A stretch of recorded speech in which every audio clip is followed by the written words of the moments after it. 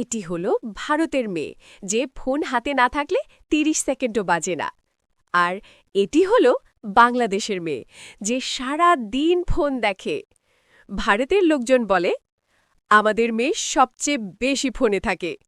বাংলাদেশের লোকজন বলে আমাদের মেয়েই ফোন ভাঙা পর্যন্ত স্ক্রল করে। বিষয়টি প্রমাণ করতে আয়োজন হলো ৭ দিনের ফোন ম্যারাথন চ্যালেঞ্জ।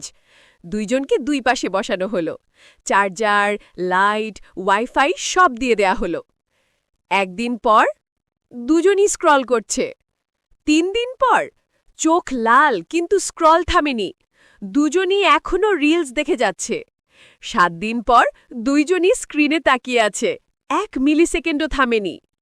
এখন ভোটের মাধ্যমে ঠিক হবে।